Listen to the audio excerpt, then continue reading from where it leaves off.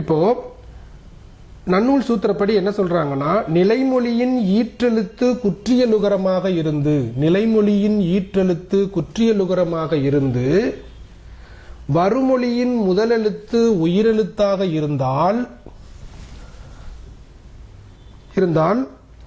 நிலைமொழியில் உள்ள குற்றியலுகரம், நிலைமொழியில் உள்ள இந்த குற்றியலுகரத்தில் தான் ஊர்ந்து வந்த வல்லின மெய்யை விட்டு நீங்கிவிடும். இப்ப இந்த தூவை எடுத்துட்டு நம்ம பிரிச்சோம்னா எப்படி பிரிக்கலாம்? இத்து பிளஸ் ஊ, அதாவது தான் ஊர்ந்து வந்த இந்த மெய்யை விட்டு இந்த உகரம் நீங்கிவிடும் அப்படின்னு தான் நன்னூல் சூத்திரம் சொல்லுது. அப்ப அதுபடி எழுதுவோம் பார்க்கலாம். பந்த்,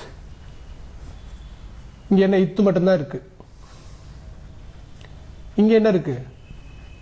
ஆவணா இருக்கு. இப்படி சேர்த்துக்குருவோம். ஏன்னா இது வந்து ஒரு நன்னூல் சூத்திரத்தை பயன்படுத்த போறோம். இப்போ இத்து பிளஸ் ஆவை எப்படி எழுதலாம்?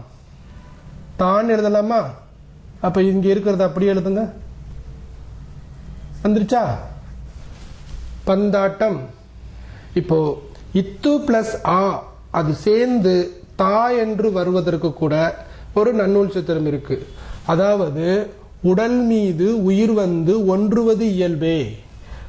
உடல்னா மெய், மெய்யெழுத்து மீது உயிரெழுத்து வந்து இணைவது இயல்பே, இணைந்து